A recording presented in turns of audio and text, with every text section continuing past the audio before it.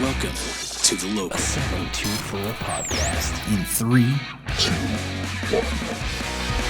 Joe Bryan in the house. Welcome. Thank you. It's great being here. All right, I'm really excited to have you on. We knew each other in a former life. Oh, you're going there? It's all right.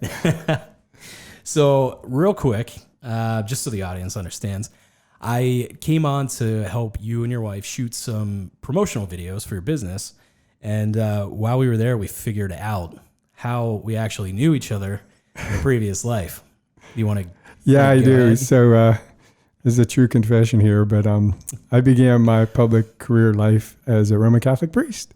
And to my surprise, this individual was helping us, namely Jordan, to promote our business through video and different things, reminded me of back in the day. So maybe retell some of what the heck I was like back then. Yeah.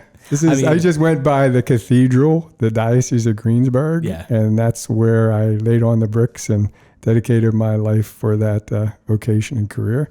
And I just thought, wow, I'm a half mile away here, and I'm meeting a kid who was in my grade school when I started out at age 25. Right. It was so cool to have you as a priest. I went to Catholic school. A lot of my friends went to Catholic school too. So it was nice to have somebody who was young and energetic. And, we had to go to this mass every Wednesday, if you remember.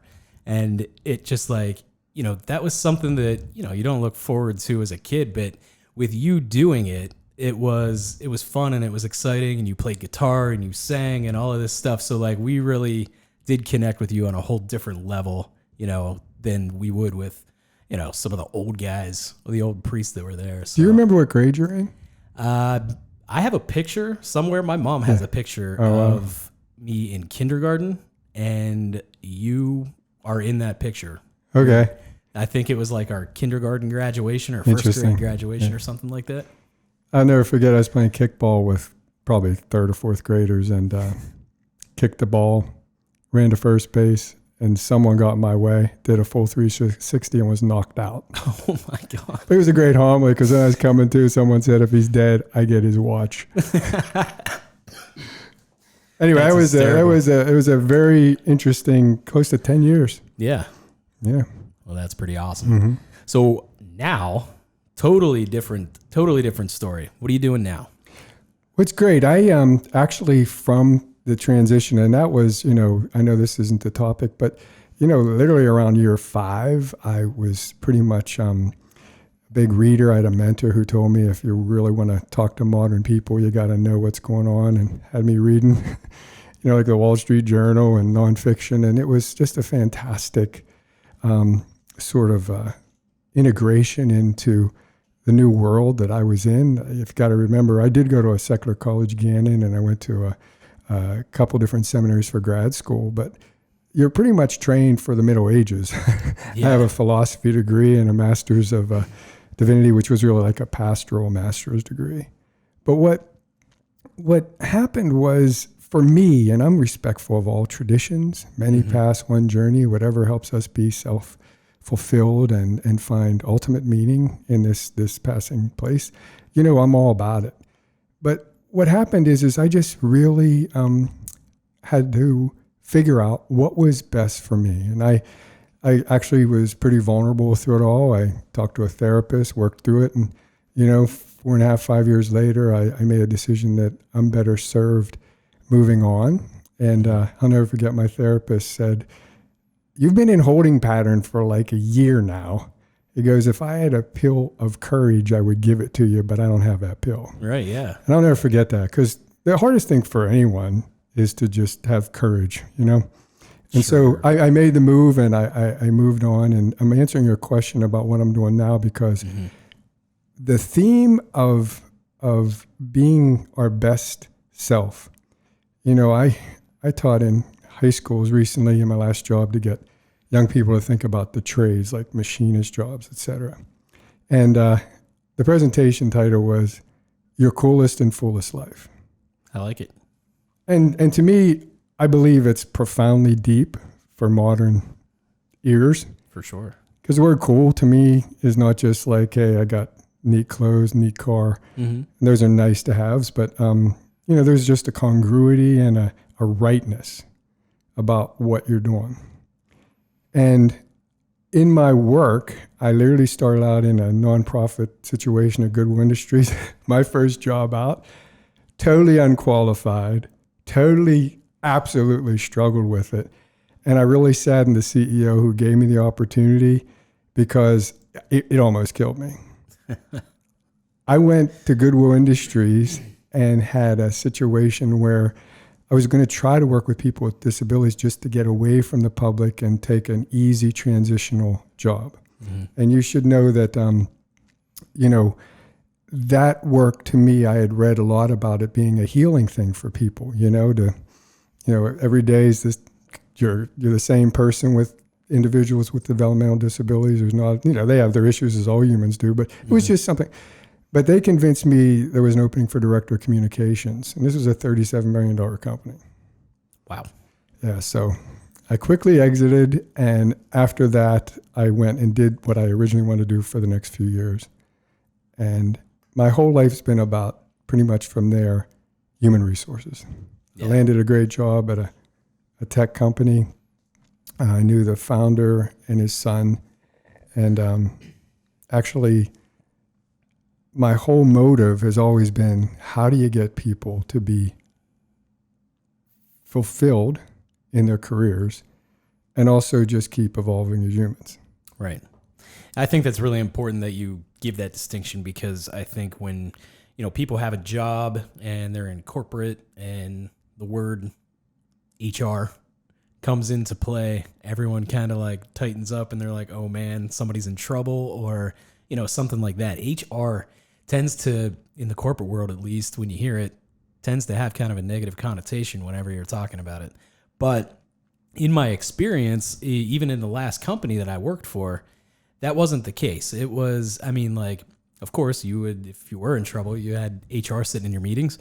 But then, HR was also there as a representative for you if you had, anything that, any questions or any problems or anything like that. And I like that you're saying that, it is to help find, your, how to be fulfilling and, find a job that really excites you, or ways to behave, I guess, that would help you be your best self.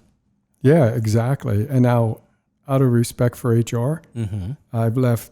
I told you about the first career I left. Yeah. There's a reason I left the second one, and we'll get to that, meaning my most recent exit out of corporate. But the fact of the matter is, human resources has so many competing interests that they must serve. Right. And no matter how noble the people, no matter how intelligent, you have a workforce that's comprised of people with different levels of understanding. Mm-hmm. From my philosophy, I'll spare you the Latin, but one of the great philosophers said, a thing's received according to the mode of the receiver. If you have someone who's really narrow-minded and you're trying to explain a strategic reason why, they don't care. Right. Okay. And it's that kind of stuff. And I found, though, that even with all those competing interests, if you do the craft nobly and respectfully, people know that someone's sometimes going to have to give out pink slips because of recessions or because you got acquired and that kind of stuff. But it's not an easy position to be in if you want to be liked. Right. Absolutely. My wife is actually in HR at a company, and I see it from both sides of the fence now. Yeah. When I was in corporate, I had my bouts with HR and things, and at the job that I was at, I wasn't the most happy person in the world, and it just it felt draining to me. The sense of all creativity was just gone. It wasn't holding my interest. I wasn't happy. Button heads with management and things over little things like, hey, can I be creative? I'm begging you to let me do something different. And you're just like handing me a task sheet that says, do this exactly. And now I have to do this and then, move on to the next thing. And it was terrible. There was no outlet for my creativity. So me and HR met quite a few times. And, and then once I met Jessie, my wife, and, we ended up getting married and all that stuff. Now I'm seeing it from the other side, and I see that she truly is like, it follows her home. She really does take, the most, I would say she takes so many steps in order to help people. She'll do anything to help somebody, bend over backwards to make anybody feel comfortable, trained correctly, anything. Mm-hmm. So now I have this different understanding of it. So now I can appreciate what she does, even though what my previous, thoughts on it were. Yeah, no. And so what happened, and there's so many phenomenal people in HR, but just for the record, it's had a bad rap from Harvard Business Review going back 25 years. Big hat, no cattle. It was about HR guys in the C-suite, how they end up there. There was an article in Fast Company in 2005, the most reads ever, I think, according to the editors and stuff, why we hate HR. And it was hilarious. But the problem I see is the executive team, the boards, the owners have allowed this function to stay pretty much just that multi-service, multi-dexterous, from the Terminator to the helper. Yeah. And it's tough. So what I did is I ended up getting a call to consider working in manufacturing. I was in high tech most of my life and went through the go-go days, the pre.com. I had a CEO who came in and said, hey, I need 100 people in the next 6 months. So, that kind of aggressive stuff, and a lot of people would remember back then, but, you could just ask your salary. And if you wrote the right code, you're getting a job. It was pretty serious. But then it busted and people's, fortunes were lost in stock and all that stuff. But I worked there. I got this call, fascinating team. I will tell you that 99% of all workplace struggles come down to 4 things: jobs that people shouldn't be in, managers that really don't have the savvy and capability to be empathetic to a guy like Jordan. Right. He's like, excuse me, I went to school. I know what I'm doing. Could I try something? Right. Right. Yeah. The team dynamics. And then what's the overall arching culture? There's a, in the language of my new work, it's, the 4 factors of disengagement. Right. Mm-hmm. So, but this team I was called into were phenomenal. A lot of just really good executives. There were close to 800. By the time I left, we acquired a company about 1,000, 3 locations. And I literally was pinching myself that I got to experience leaders that serve their employees, which was mutually beneficial because they would bring more energy to work, more discretionary time, trying to cross-train, career pathing, all that stuff. But there was a little secret sauce that I hit upon that led me to my current career. And it was a pre-employment assessment called Predictive Index. And as the word says, predictive, we'd give it to candidates prior to hiring them, and it would literally tell us what their natural native drives were that caused them to behave certain ways. Now, it's funny, if you would describe yourself as what's your most overarching, non-negotiable way you roll, that's a big question, but how would you describe yourself, Jordan? So me personally, I've always just kind of been, the guy who wants to do what he wants to do anytime. Even my friends, my family, my wife, they all know me as the guy who just does whatever the hell he wants to do anytime ever. And I actually, whenever I was putting this studio together, I was looking for some artwork, and I bought a print of an artist named Banksy, and it just says that if you want to achieve greatness, you need to stop asking for permission. Nice. And that just, that's me. That's it. And, since I have started to kind of follow that, left the corporate world and things, there is another one right behind you that just says life is beautiful. And that's honestly how I feel now. It's crazy. I was so bogged down, under just levels and levels and levels of management. And it felt like I was there to do something important, but I never really got to do anything important. You know what I mean? I mean, it was a cool job. All of my friends were jealous. They loved the fact that I was out flying in private jets to New York for the day, doing all this cool stuff, going to California, going to Florida, all of this cool stuff. But so there were perks to doing that, but it just was, when we were in Florida, I spent my entire week, seven days in a hotel. I didn't see the outside.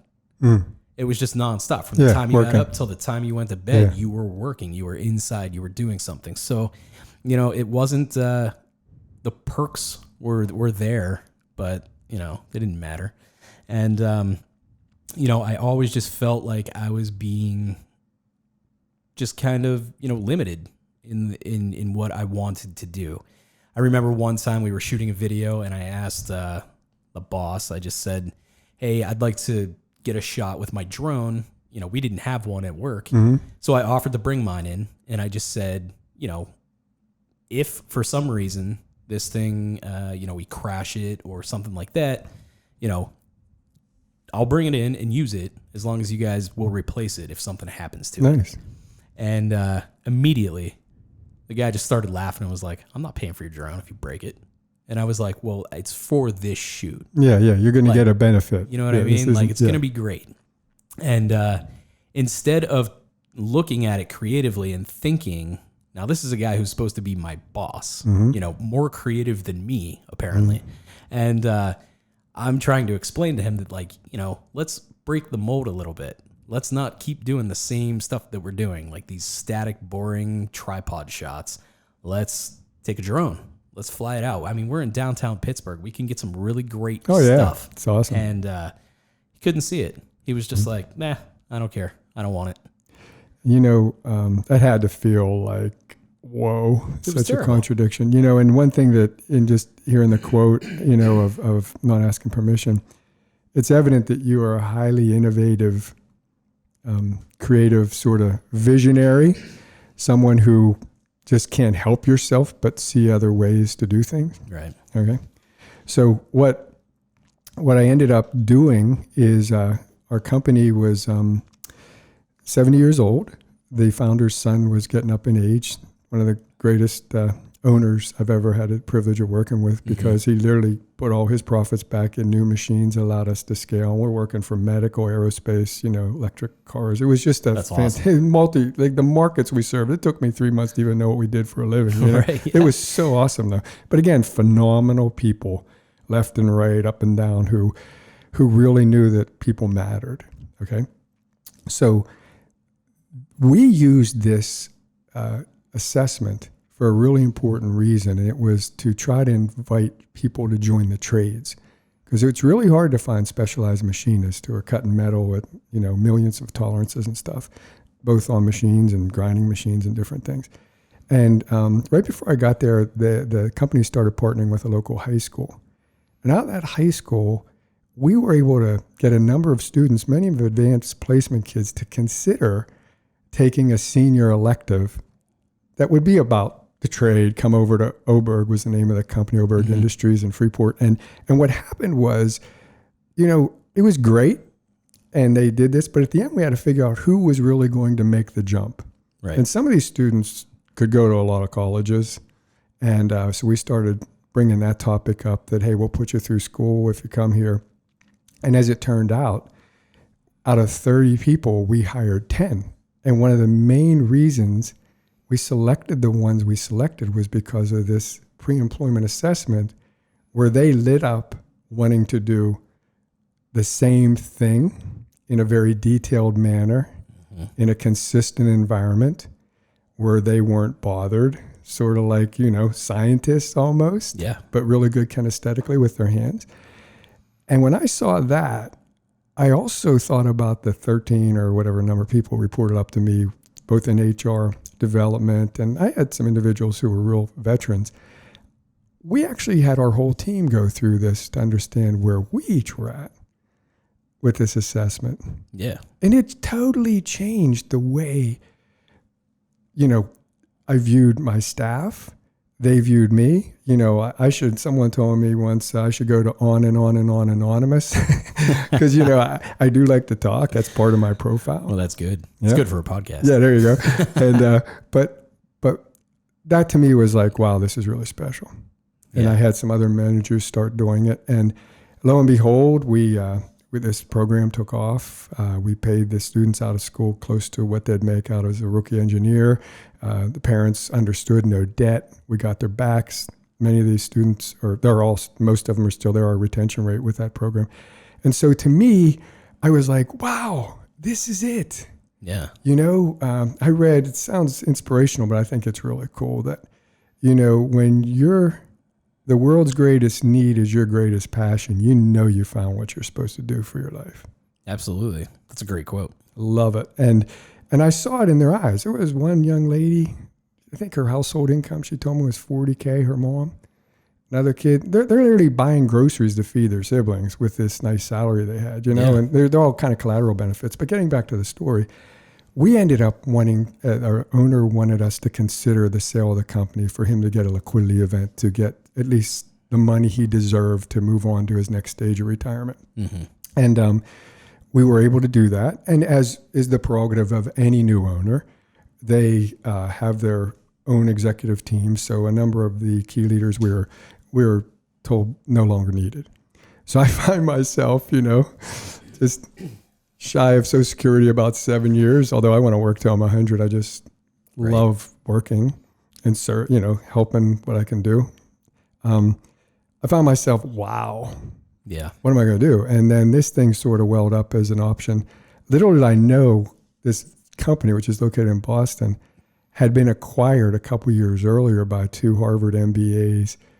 And they literally have been investing a ton of money, got other investors to now take it from the strategic level using personality, behavioral assessments to the whole company.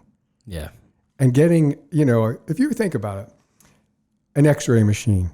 Mm-hmm. I did some research on that. Founded 125 years ago, discovered accidentally by Wilhelm Conrad Röntgen, this professor. He was like 50 years old and he was dealing with tubes and lights and stuff and ended up seeing, wow, this light went through this paper. Ended up flashing a picture of his wife's hand, which showed the rings and the bones.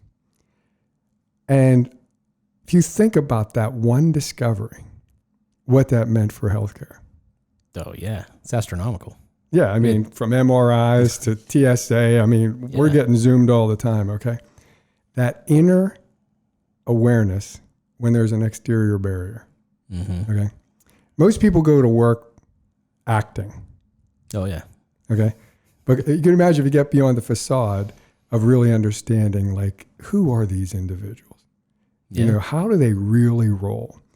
So to bring us in for a landing, I actually was able to be credentialed as a partner with this firm. And I founded my own business called Integral Business. And I actually am now totally getting immersed. I've been trained in most of the products. Some of these are not eligible to even sell till January with the executive, review and making sure alignment there. But I actually believe that the universe has given us a tool now to delve deeper into having people find their coolest and fullest life. Absolutely. I mean, it's cool because when I was there to, shoot the videos of the dance studio, your wife's dance studio and things, we started talking about integral business. And then, we decided to shoot some videos for you. Yeah, which I appreciate. Yeah, and we're going to use some of them too. And I can't wait. Yeah. The footage turned out amazing. Yeah. But it was just so interesting to hear you talking about, all of this. And back then, I don't even remember when that was. It was probably about 5 months ago. Yeah. Summertime. So, this was all brand new to me. So I didn't really understand too much of what this was all about. But then we had my wife come in for a scene, sitting at the desk with you and stuff. Film. And then when I heard you guys talking, I was just like, hey, I'm going to be over here taking some shots of you guys, and you guys just go ahead and talk about whatever you want. And you guys just went off on a tear about, this and HR and, people's behavior and things like that and what makes people light up and all of this. And it was the most interesting thing for me to actually just kind of be a fly on the wall, hearing you and Jesse talk about that. And it was just like, this is like really awesome. This is way deeper than, what I understand. And, then fast forward 5 months, here we are. I've gone ahead and, researched some of this stuff, and you and I have talked about stuff, and then really kind of getting introspective on myself, and then thinking, how much happier I am now that I'm doing my own thing. And I decided that, happiness is way more important to me than, some inflated salary. It's cool. It's great to make money, and you got to make money. You have to pay your bills and all of that. But if you can find a way to make that money and do something that you love to do, you literally are fulfilled. Like, it's awesome. I'm happy for you. It's amazing. Abraham Maslow, you may have heard of hierarchy of needs, but this was a psychologist who lived in America, origins in Russia. And his whole purpose of becoming a psychologist was find out how to live in modern America. And this is like, the 50s. And he said, how do you eclipse the desire for fame and wealth for the bigger interior happiness, factor that you're talking about? He came up with this really cool model that's quoted all over the place, still in our day, of like, hey, we have certain needs. We need our body, rest, food. We need safety. Okay. Then those are all like physical things. You can, buy a gun, build a moat, whatever. But the fact of the matter is that, you then get into these invisible things like belonging, our relationships. My wife, you mentioned, I married a few years after I left the cloth, the priesthood, and I couldn't have landed someone who was willing to take on this philosopher on and on anonymous guy, right. But, and just seeing the difference between us as well as what we've made of our life. We used to compete ballroom, and she went on to become a professional ballroom instructor, and we have an enrichment center now, and we both work out of that. And it's all on this. The word integral was literally what I was reading most when I was discerning. It's literally the philosophy of taking all that's best from the past, all that's best from science, all that's best from psychology. And what would it look like if we literally peeled apart not just the thoughts and the visions of these things, but the practices they ask for? Mm-hmm. You did a practice. You literally put yourself in a risk place to say, I'm going to do certain actions to start a business. Yeah. You just told me I'm happy. Tony Robbins, we could quote many people, but one line I quote from him: progress equals happiness. Oh yeah, for sure.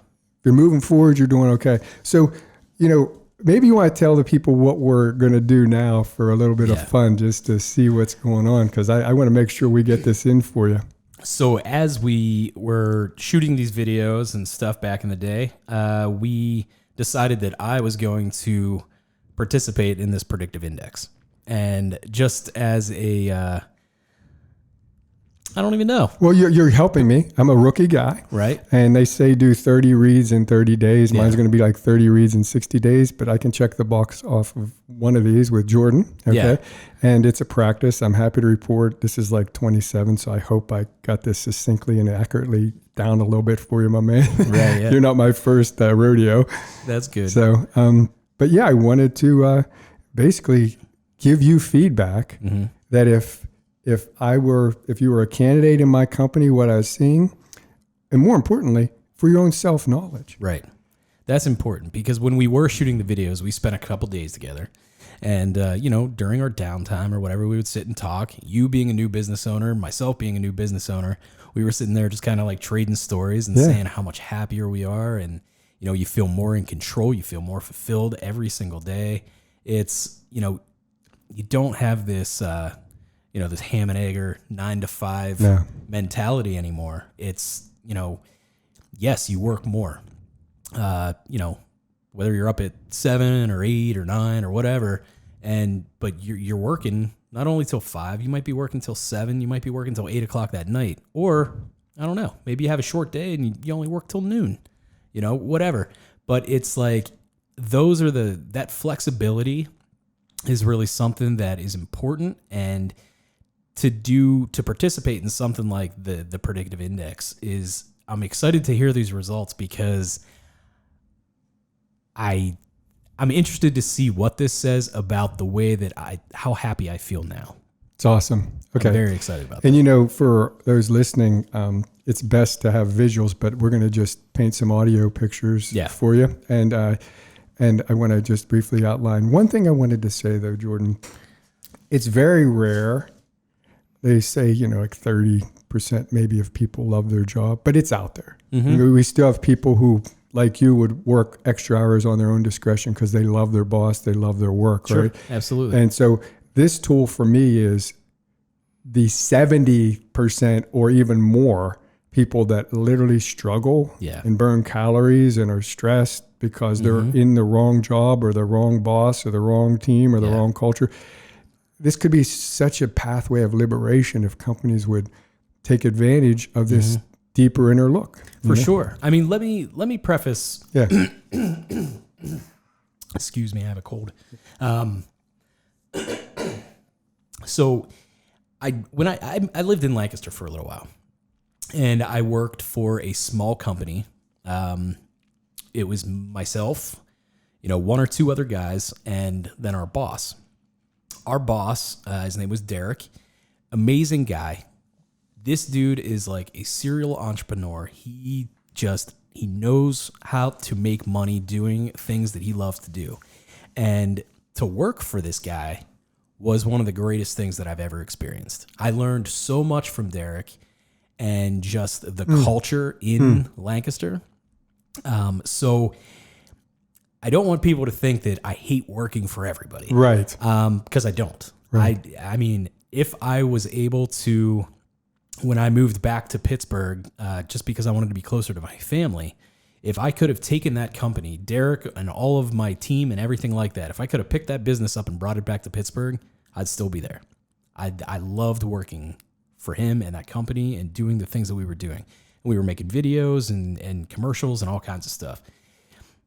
It wasn't until even when I started working at my previous job, giant retailer in Pittsburgh, and I was making videos for them. I was a video director there, and when I worked for the marketing department, everything was good. I felt like I belonged to a team. Nice.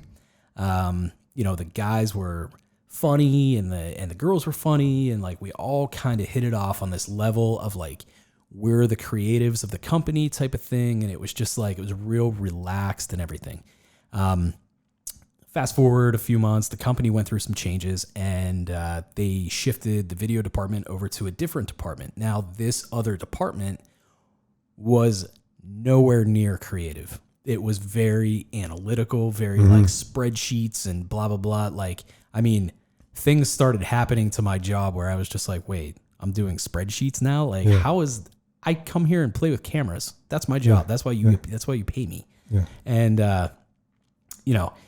it seemed to be a difference between like there's the Richard Branson, the Virgin guy, Virgin Mobile or whatever, Virgin. He just he has a great quote that's, about there's a difference between a boss and a leader. And, when I was in that first job there, back in Lancaster that I was talking about with Derek, or in the marketing department at this other place with my boss at the time, his name was Ryan. I felt like those guys were great leaders. When I got to this other department, I felt like I was surrounded by bosses. Yeah.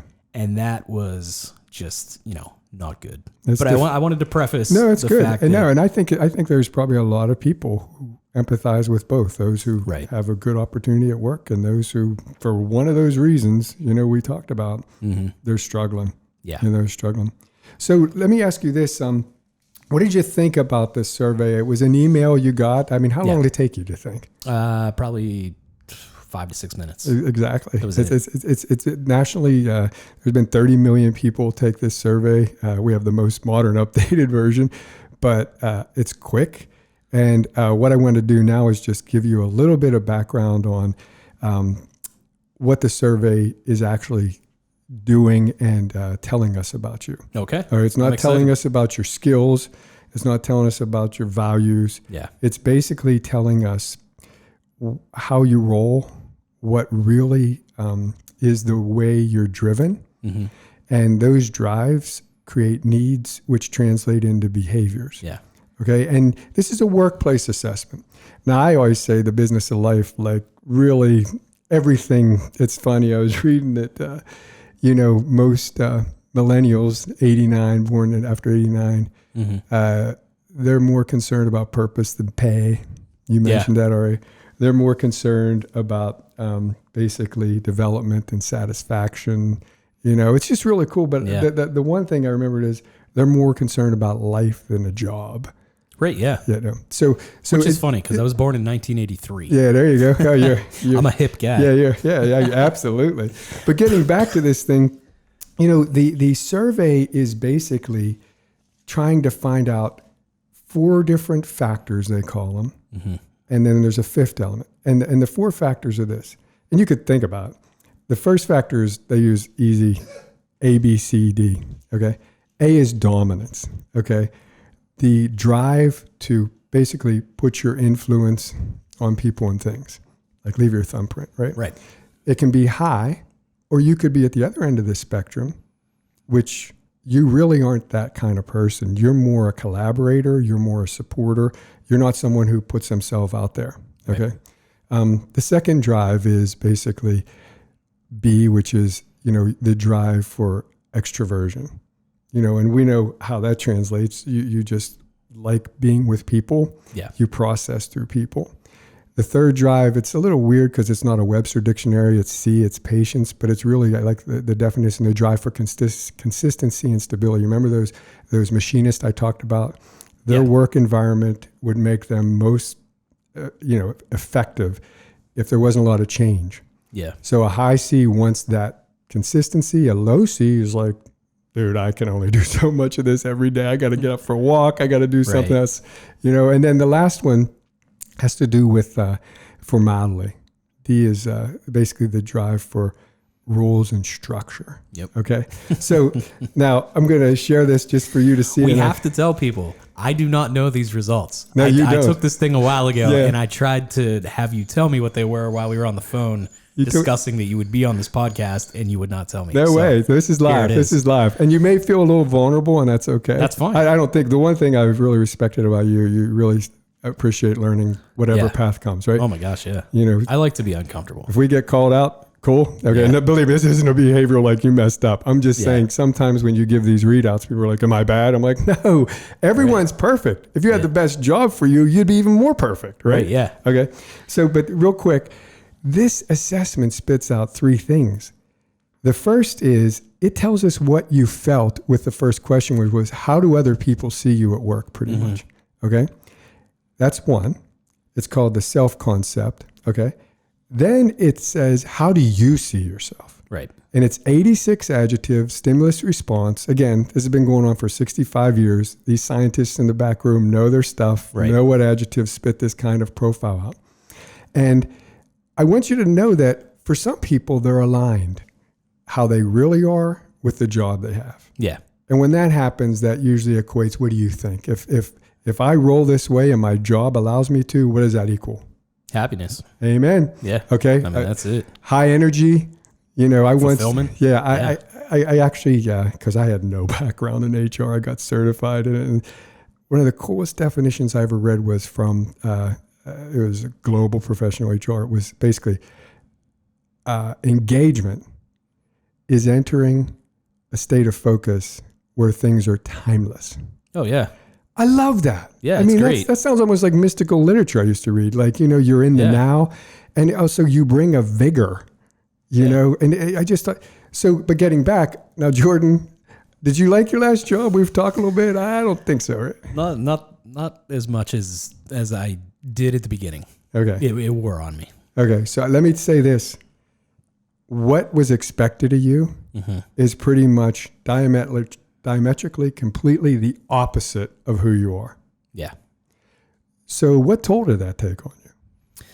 I mean, it was terrible. I've talked about it a few times on this podcast. You and I talked about it during the shoots, those couple days we were together.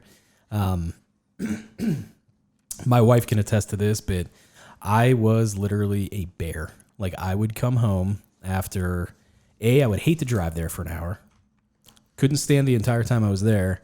And then I hated that drive home too. So by the time I got home and, my wife comes home from the job that she loves, she's all in a good mood, happy to see me. And so, how was work today? How was this? How was that? And I literally was rude. I was just like, I don't want to talk. I don't want to talk about this. I don't even care if we speak for the rest of the day. And I would literally just run to the fridge, grab a beer, sit on the couch, watch TV. So you semi-depressed. I was depressed. I was miserable. Okay. And so when I go through your readout, I'll give you one example. It's pretty extreme. Your work life in that company was requiring of you extreme detail structure. Mm-hmm. Does that sound right? Oh, yeah. Okay. Your natural native state is to literally rules or guidelines for you to interpret pretty much the way you need to interpret them, right? Not that you're violating the laws and stuff, right. but you're your own person and you have a perspective and you can see that structure and stuff. It's not to be dismissed, but you'd rather work around the conventional. Right. Okay. The other thing that's quite opposite is you're quite your A or dominance, which isn't, that sounds like a harsh word, but your desire to influence is high. Yeah. Okay. It's not extreme. It's high. You're a leader. You're independent. You're autonomous. Mm-hmm. In your last job, you pretty much were not even allowed to show who you are. You're right. Yeah. Okay. I had to be very kind of submissive in that job. Also, you're a people person. Okay. Mm-hmm. It reads, and I'll give you more data on that in a second. But in your last job, you pretty much had to be more reserved and hold back. Oh, yeah. Okay. So let me just jump in. Now, you would imagine after 30 million assessments, and many of these guys are, the industrial organizational psychologists, they are the real deal. And believe me, I went up to the company for a week and was just so impressed with the brain matter that's walking the halls. So through the years, they were able to say, hey, there's sort of groups of these behavioral assessment readouts that they're all similar. And let's give them a reference profile. This doesn't mean it's exact, and you fall into a reference profile that's called a maverick. There you go. A maverick is an innovative, outside-the-box thinker who is undaunted by failure. There you go. This wasn't scripted. That's hysterical. Wasn't scripted. And basically, if you think about it, you were pretty much held in a pen. Yeah.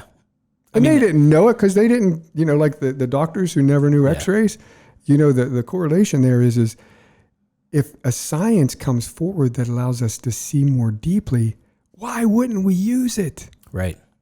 Absolutely. I mean, at that previous job, just referencing the dominance, the submission type of feelings that were going on there,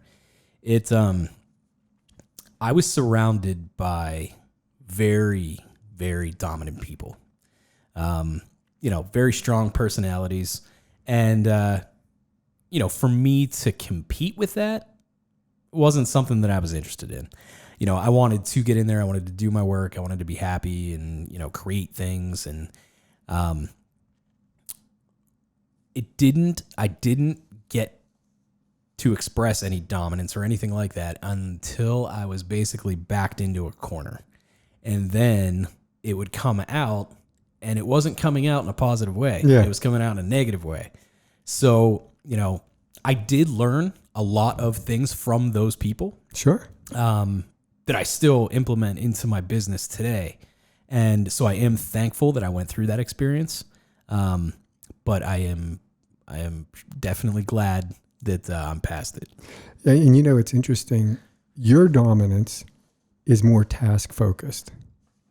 If you want to dominate anything, you want to dominate innovation. You want to dominate bringing, GE said we bring new things to life or good things to life. You're thinking that way. Yeah. And your pattern says that. So to summarize or to, briefly go through some of this, let's talk a little bit about your strengths and challenges. Strengths is that you want to produce quality results over and over again. Mm-hmm. Okay. But you also have an insatiable desire to really make that impact. So you think of your clients, right? Right. I know as a recipient of your services, and this isn't a commercial, but what do you guys want? Yeah. And I know working with Luann, you've been through her part, it's just that video that ended up, it's just so much technical going back and forth. Right. But, and I think then when you look further than that, the whole thing of your ability to think out of the box, mm-hmm. Okay, bringing new variables into situations that no one else would think. I mentioned my man, Abraham Maslow. Yeah. The highest part of his pyramid was self-actualization. And I think I like to say selfie-actualization for millennials. Okay. But the fact of the matter is like all of us have ways to impact this world that can profoundly change it for good. Ancient philosophers said there's three things that we're about: goodness, truth, and beauty. You think of what one of those three, what do you think you're about a lot? All three of them. All three of them. Tell the message in a beautiful way. Absolutely. Got to be good. Yeah. I mean, when thinking about doing, I'd love to have my clients give me all of their insight on what they want in their video. I take that, I think about it, and then I shoot you guys back, a quote with an executive summary. It goes through the whole thing and tells you how we're going to take that video, take the ideas that you guys have, how we're going to implement them, and then how we're going to innovate that, how we're going to take something and make it better by doing, different techniques in shooting or editing or whatever. That's my big thing, is I want my clients' videos to look like they're not local videos. I want my clients' videos to look like they're professional videos. You know what I mean? Yeah. Nobody wants a local commercial. No. Those are terrible. Right. And that was something that I learned back in Lancaster at my friend Derek's company. We were putting out high quality videos locally. And, there was no competition because Comcast was out there shooting commercials and it was just like terrible stuff. So we were destroying. That's awesome. And it was great. And that stuck with me. I was like, hey, this is the type of stuff that I want to do. I want to create that high level stuff. So excellent. And that confidence in your own ideas, you're naturally wired that way. Okay. Well, that's good. You have a great affable way with people, respectful. You can draw others to give you what they want. I mean, mm-hmm. This is truly from the scientific readout, communications are open. You actually do want to build relationships, but you're more focused on goals. Yeah. Okay. So if I'm paying you, it's great that we're buds, but as someone who's investing in something they want to do, you have that same aligned outcome. Right. Okay. Some challenges, you see so much that other people don't see. Mm-hmm. You're undaunted. You will not fail. You'll pivot left, right, do whatever you got to do. That sometimes for mere mortals or people who maybe don't have that vision. Yeah. What do you think? It's probably scary for them. Yeah. It's probably scary for them. And I see it more as a hurdle. Okay. Now let me recontextualize that. If I'm starting a business, mm-hmm. Do I want someone who's on the low end of dominance who collaborates, or do I want a maverick? You want somebody that you can control, for sure. And if you think about it, though, most great founders of companies mm-hmm. were like you. Yeah. They have a vision. They got to do it. It's in their DNA. They have to do it. Right. if they did it well and were able to grow huge companies, they had the people side down, right? Mm-hmm. Some other things about your pattern that you should know is you really like change. You're not someone who has to would welcome sitting at a desk 9 to 5, right? Right. Yeah. Okay. But that also, on the other side, sometimes may mean a challenge. Yeah. Details. Mm-hmm. Right? Getting stuff done. Okay. Like the invoicing or editing. Yeah. Great. Okay. I mean, it's funny that you say that because, back when I did work in Lancaster, that was my main job. I was an editor. I really didn't shoot all that much at that job. I would go out and help, but I mean, it would be funny if Derek was here because he could sit there and say like, man, that kid would be at his computer from 8 or 9 in the morning until 5 or 6 at night. Yeah. And I didn't get up. I ate my lunch there. Wow. I sat there and I did. And the only reason that I was okay with sitting at that desk is because I was doing something that I loved. Awesome. It challenged my mind. Awesome. He didn't have, this task list for me to follow. It was, I want you to take and make this commercial amazing. I want you to do motion graphics. I want you to do this, try different things, all of that. I was given complete freedom to do whatever I wanted. So if I sat there and experimented with a graphic for 4 hours, that's what I did. Awesome. It's like people sitting over Petri dishes. Hey, let's put this dye and try it, right? Yeah. You're coming up with the most beautiful, appropriate, helpful response you can to what you're being asked to do. Right. Absolutely. And that's, so I think just, let me just talk a little bit. So do you think this is accurate too? I always ask. Yeah. It's like 97%. Most people are like, spot on. Crazy that in 6 minutes, this broad awareness is here. Now imagine, I want to just give you how you could be best managed according to the artificial intelligence or the software platform, right? Sure. To maximize Jordan, his effectiveness, his job satisfaction, consider providing him with the following: opportunities for independent self-expression, venture and autonomy, and acting on their own ideas. We start out, you're saying, I wasn't even allowed to bring my drone in, Right. Authority to make decisions and solve problems independently. Management which is receptive to new ideas and change while maintaining some oversight of activities. Mm-hmm. Okay? Freedom to exercise initiative and do their own thing, quote. If necessary for their kind of work, thorough training with intense concentration and discipline in teaching the details, routines and systems that are basic to the work. Follow up naturally on any specifics. You also would have no problem delegating stuff too to people. Right. Okay. Which is another thing that, so now just to bring this to like, if you were invited back to corporate America, let's say Google said, hey, I saw your commercial, dude. We want you out here. Okay. Wherever. Amazon. Okay. We're going to pay you a lot of money. And let's say they use predictive index. Right. Well, your new boss would literally be giving a management chart that would reiterate the ways he can keep you in your best lane. Yeah. Okay.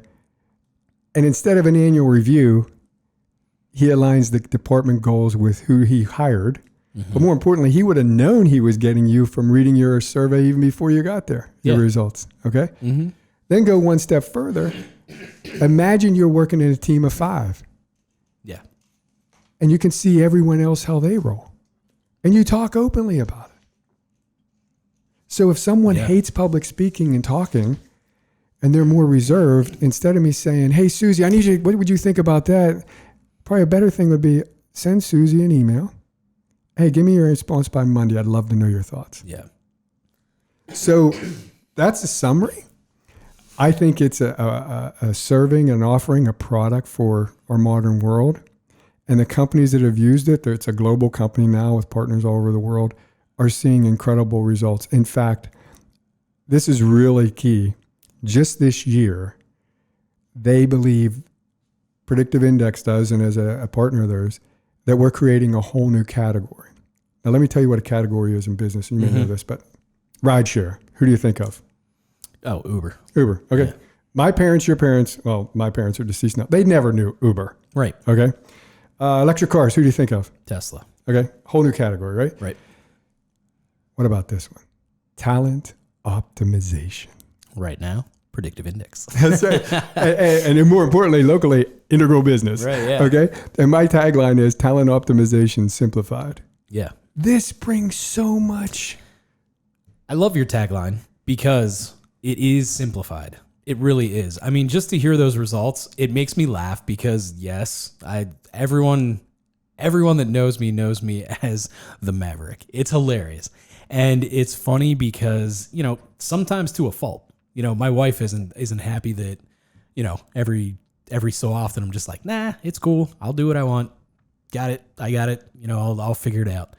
But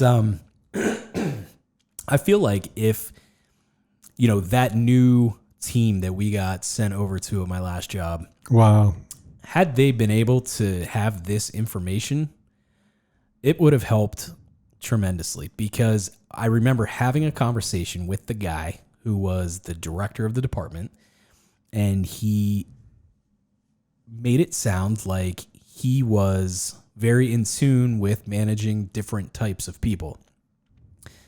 Within a few weeks, I realized that was not the case. I was being held as a creative. I was being held to the same standard as some guy who was making spreadsheets, and it's like that guy's job is, maybe he likes doing that. He went to school to do this type of thing, so maybe he likes that. I don't, that's boring to me. Yeah. This is like daunting. But he would have known if he read the Cliff Notes, right? Right. Had he had this information, he would have said, all right, this guy's a little different. We're going to have to play around with the way that we manage him. And I told him that flat out. I said, look, man, the way you're managing other people is not the way that you need to manage me. Yeah. Like, that's why I got along so well with my buddy Ryan, who was my first boss there. He immediately, we're kind of the same person, creatively and things like that. He kind of is the best of both worlds, business, corporate structure, and creativeness. So he immediately, we kind of really connected, and he knew within days how to make me feel good at my job. And, we've talked about the whole, I forget who had the saying or whatever, but it is, you want to train people well enough that they could leave the company, but they don't want to because you're treating them so well. Yeah, absolutely. That was something that, the two of us we've talked about that quote before. We've discussed it at length. He actually ended up leaving the company as well to go out and chase after his dream of owning his own business. Good. So it's very awesome when the two of us get to talk. He's actually going to be on the next episode. Oh, how fun. And so I'm trying to line these up. Yeah. There's so a they theme flow. though, right? There's a theme. It's really cool. I just feel like this is such an important thing. And the fact that you're doing it locally is such a neat thing because then, people could talk to you about this. They could have this same experience that I just had. Absolutely. And free of charge. I naturally, it's the way, it's interesting. I'm a colleague of my wife will actually. Did you say free of charge? Free of charge for the initial tester to get to know the tool. Oh, that's okay. That's and our sweet spot really any company 25 employees or more, up, but we have a national network. But I want to tell you, I work with my wife and have since I made this transition out of the same studio, and I knew her PI. I actually had her do it one of my last company. It's so awesome. Yeah. To see she's a scholar, highly technical, highly precise. Okay. As you know, you've been editing. Oh, yeah. Okay. But, the amount of drama that leaves the room, the amount of mutual respect, the amount of understanding that we all have, get a little preach here, like whether God given or universe given, whatever modern parlance you want to use about ultimate things. Yeah. And if we cooperate, we're hardwired with these things anywhere from like 15 to 18, and they are our whole life. Those are our drives. Yeah. So it's really something that could bring so much more effectiveness, productivity. But I think, the motto of predictive index is better work, better world. Yep. Your wife, Jessie, is probably very happy when you come up now. Oh, I'm sure of it. I'm definitely a, different person. And I've had multiple people come up and tell me that. Just like best friends of mine, people were just like, you're totally different now. This is like, you're doing what you want. I'm proud that, you're going and chasing after your dreams and you're being successful at it. So that's important. It's definitely helping the home life. It's definitely, now, when I go out and have a couple drinks with my friends, I'm doing that because I want to have fun and I'm celebrating. Yeah, I'm not versus doing it because therapy. Exactly. I'm self-medicating. Exactly. Yeah, it's a whole different animal. Look at the healing. Look at the collateral benefits. I mean, this is such a, because we all need a noble livelihood. Like you can't live life without skills. Right. But you could actually have jobs where you're using your skills where you hate it. Mm-hmm. But if you match your skills with your drives, with the boss, the team, the company. Yeah. I mean, and this isn't that hard. Like it's simple. Use the tool. Yeah. It's wild. I mean, like just the, the goals and things like that. These are all the things that I learned in that position that, those words never came out of my mouth. Goals and growth and success and, all of this stuff that, I talk about now being an entrepreneur. It's very funny because those are all the things that I hated to hear these bosses say, like, hey guys, by Friday you have to have your goals, goals completed for the quarter and blah, blah, blah. And I was just like, man, what a waste of time. Yeah. And that was because I was just like at that company. I mean, I was so bogged down. I didn't have any goals there. The goals didn't exist there. The goals existed outside of that company for myself. I'm really glad you landed where you did. Me too. Awesome. Well, can you tell us where we can find you? Yeah, really appreciate it. So my website, again, I work out of Integral Enrichment Center, but my website is just integralbusiness-iec for integralenrichmentcenter.com. You could just look up Integral Enrichment. You can get me there too. Just call the center and I'll pick up. LinkedIn, I have a presence there, Joseph O'Brien, Integral Business. And again, I just want to say, any listeners out there, if you're struggling at work and the HR person, those are usually the portals, but ideally it'd be great to talk to the CEOs and executives, because if they would see and feel the implications of a tool that's this modern, that this precise, I think it's, to try it's to buy it. Absolutely. All right, Joe, thanks for being on the show. I really appreciate it. Thank you right. so much.